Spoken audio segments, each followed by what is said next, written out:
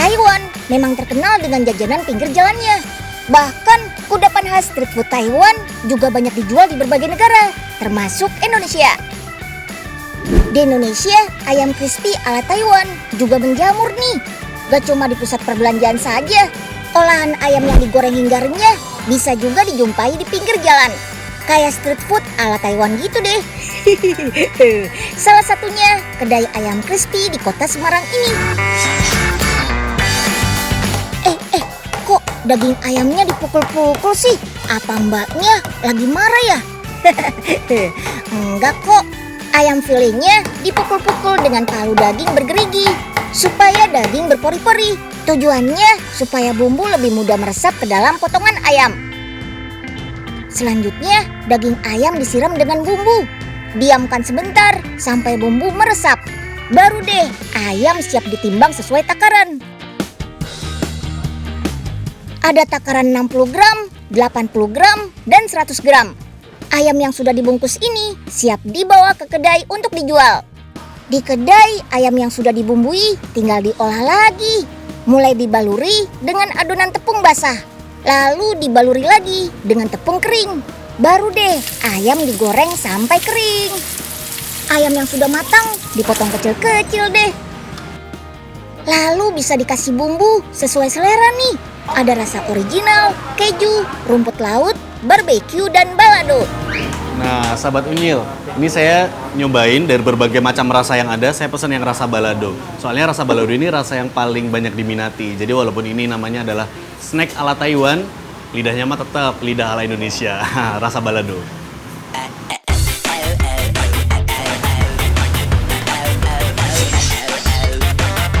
Kedai ayam crispy ini mulai beroperasi sejak tahun 2019 lalu. Di kota Semarang sudah ada 7 kedai ayam crispy seperti ini. Keren, karena konsepnya street food, harga dijamin lebih murah deh daripada di mall. Nah, hari ini Unyil punya banyak santapan yang gak cuma enak, tapi bisa menginspirasi sahabat Unyil untuk berwirausaha. Selengkapnya di episode Juragan Pangan. Yuk kita kemon!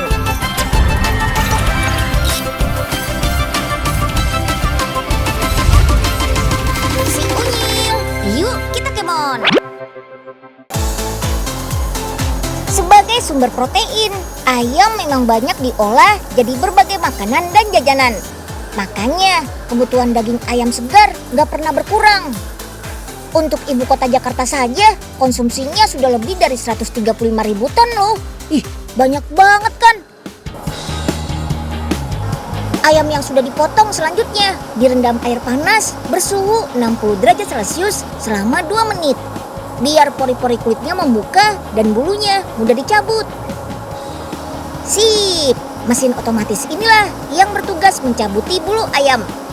Dimulai dengan mencabuti bulu-bulu kasar, lalu bulu-bulu halusnya juga sampai bersih. Tahap selanjutnya mengolah ayam-ayam ini menjadi ayam karkas, yaitu daging ayam tanpa kepala, ceker, dan yang sudah dibersihkan isi perutnya.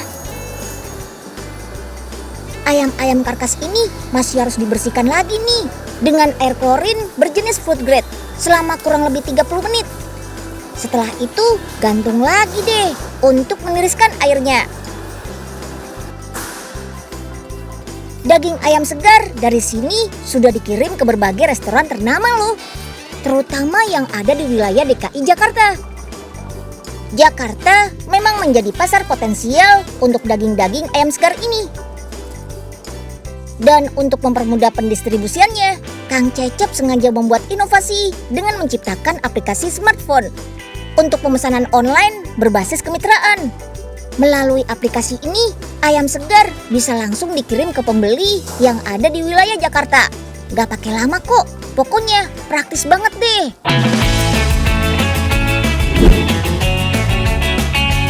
Selain ikan lele dan ikan nila, ikan gurame juga menjadi salah satu primadona ikan tawar yang bisa dikonsumsi loh. Nah, itu ada yang panen ikan gurame tuh. Kita lihat yuk. Wih, banyak banget ya.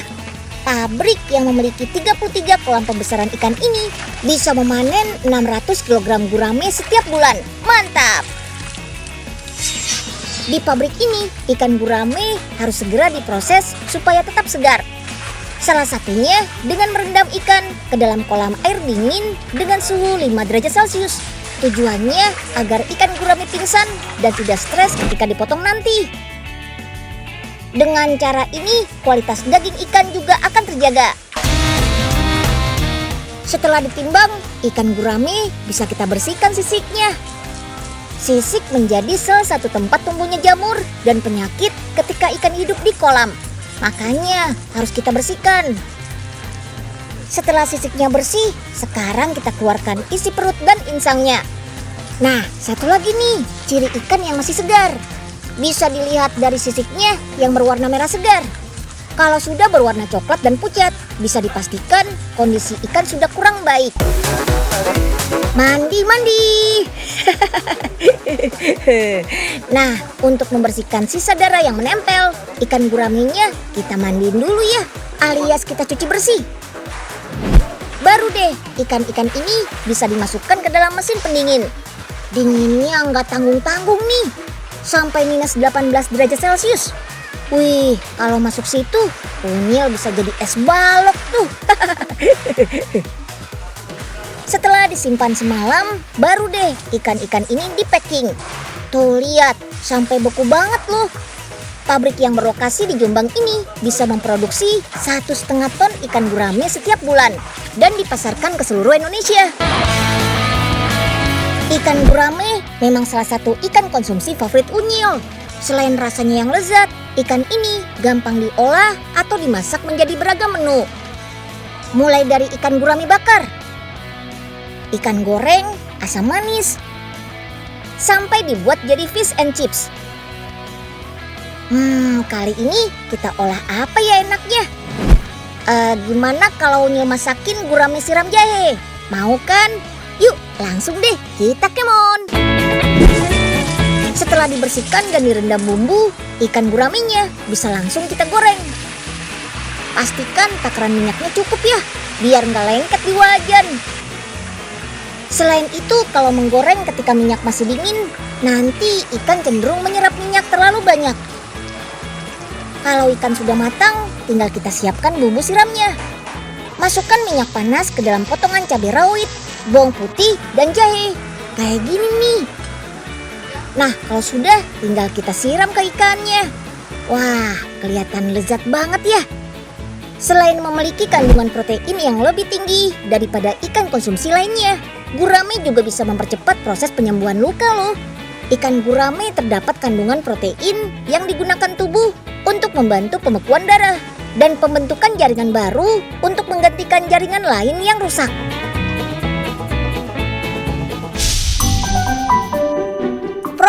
Prof. Unyil, Pak Enyeng, ada apa ini? Kok bawa-bawa ikan? Enyeng habis dapat ikan gede nih, Prof. Tapi bingung ini. Nyabut durinya gimana ini? Mau dimasak? Iya Prof, biar nanti dimasak sama Po Ipe. Profesor juga suka banget ikan kan, nanti dibagi deh. Wah, bener loh ya Nyil. Kebetulan perut profesor udah keroncongan nih. Ya udah, sini, masukin ikannya ke mesin otomatis ini. Tapi nanti bukanya hati-hati loh ya. Udah belum Prof? Yah, kok lama banget sih? Unyil udah lapar nih. Wow, tunggu sebentar Nyil, sedikit lagi. Udah kali ini, Prof. Enyeng buka ya. Tunggu Pak Enyeng. Aduh, Prof. Gimana ini? Mau cabut duri, malah ketempelan gini. Yuk, kita kemon. Rumah pemotongan hewan kayak gini juga bisa menjadi sumber rezeki nih.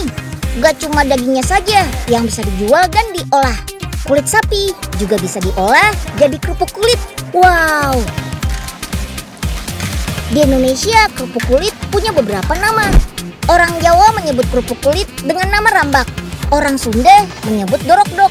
Sementara di Tanah Minang disebut kerupuk jangek.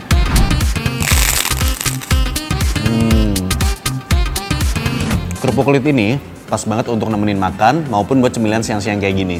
Tapi sahabat Unyil perlu tahu nih, kalau misalnya kerupuk yang terbuat dari kulit seger, nih bagian dalamnya bersih, terus kalau pas dimakan nggak langsung lumer di mulut. Jadi kalau sahabat Unyil pernah lihat kerupuk kulit yang warnanya agak kusem, terus dimakan langsung lumer, perlu curiga itu terbuat dari kulit sapi seger apa enggak? Yang jelas ini seger. Salah satu produksi kerupuk kulit tradisional bisa kita jumpai di kota Kendal, Jawa Tengah.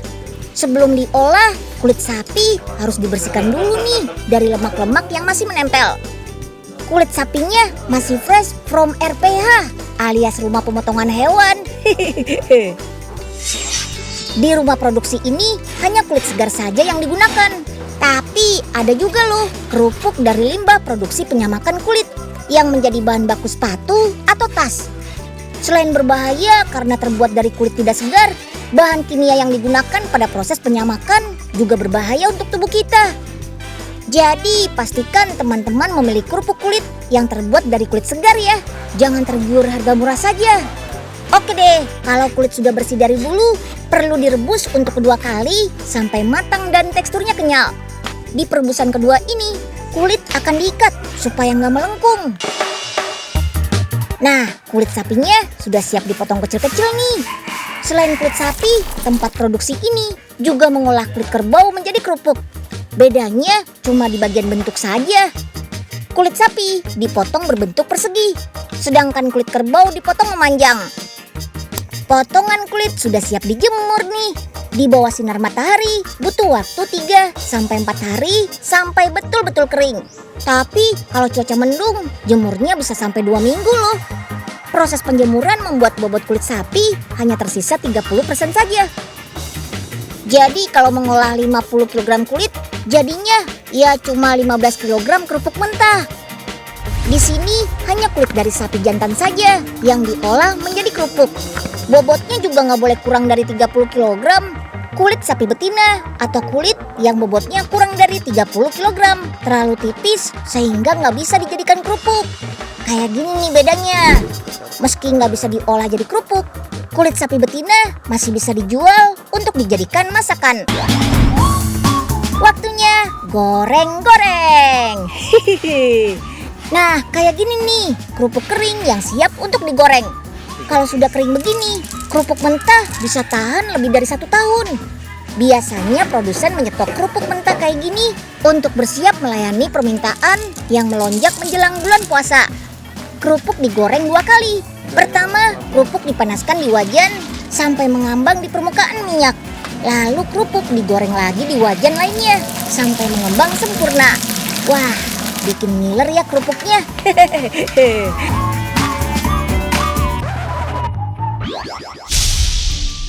Kerupuk, kerupuk, kerupuk. Kerupuk kerennya nggak bikin gundah.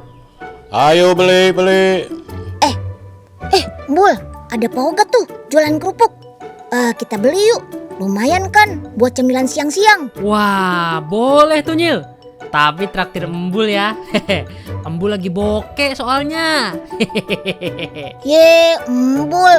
Pak Oga, Unyil beli kerupuknya dong, Pak. Asik. Laku juga nih kerupuk Pauga. Dari tadi belum ada yang beli. Emang udah keliling dari pagi, Pak? Nggak dari pagi sih. Baru juga 2 menit keliling. Ya, itu sih baru mulai kali, Pak. Beh. Kerupuk apaan nih, Pak? Keras amat. Kerupuk istimewa tuh. Makannya di mood. Baru awet. Bahan makanan atau makanan yang dibekukan memang bisa disimpan lebih lama. Gak heran kalau frozen food menjadi incaran karena praktis dan mudah disajikan. Apalagi pas masa pandemi kayak gini. Wajib banget tuh punya stok makanan di rumah. Kayak olahan paru sapi yang satu ini bisa menjadi pilihan untuk disimpan di lemari es. Ini dia olahan paru sapi yang dimasak dengan bumbu khas daerah Aceh. Yummy. Masakan dari Aceh memang terkenal dengan penggunaan rempah yang berlimpah. Tuh, cabenya aja sampai ada 3 macam. Wah, banyak banget kan rempahnya. Yuk, langsung kita mulai. Pertama, kita rebus dulu paru sapinya selama 2 jam. Wah, ternyata lama juga ya. Selain untuk menghilangkan aroma amis, proses perebusan ini akan membuat tekstur paru sapi lebih kering setelah digoreng nanti. Lanjut, parunya kita goreng bentuk dadu ya. Proses perebusan tadi juga mempermudah proses pemotongan ini. Tekstur parunya jadi tidak terlalu alot untuk dipotong. Oke, waktunya kita goreng parunya. Sreng. Lumayan lama ya gorengnya, bisa sampai 1 jam. Pokoknya sampai parunya berwarna gelap dan teksturnya menjadi kering.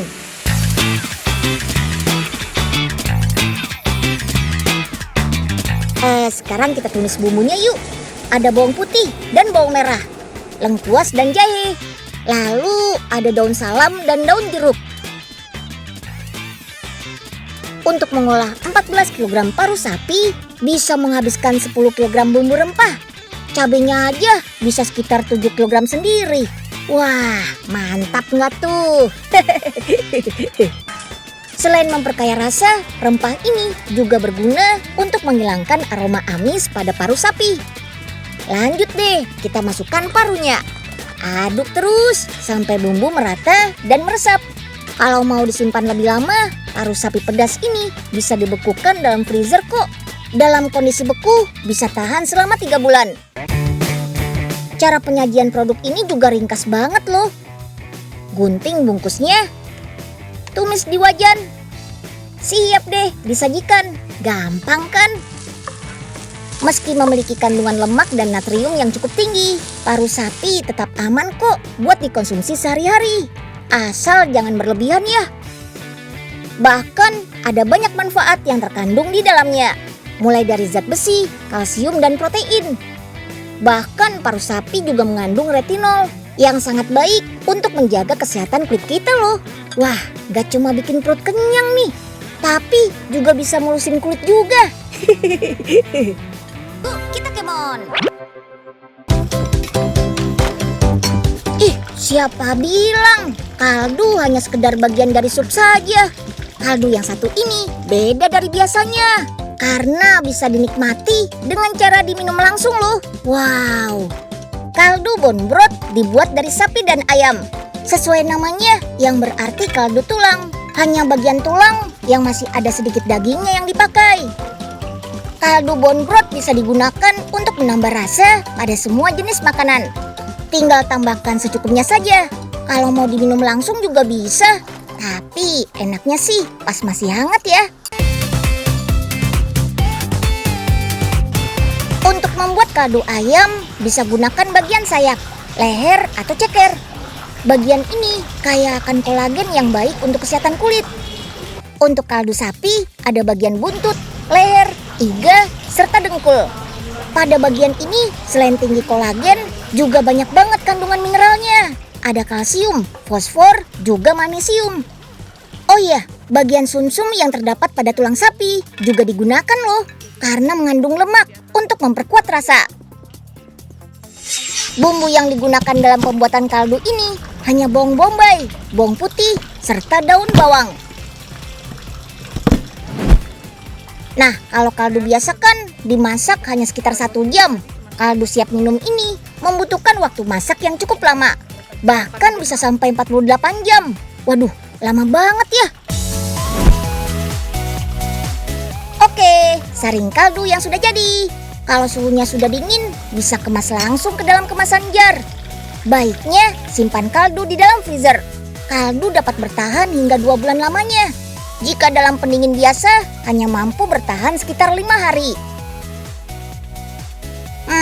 Kaldu dengan segudang manfaat ini bisa jadi salah satu peluang usaha rumahan yang sehat dan aman nih. Mantap!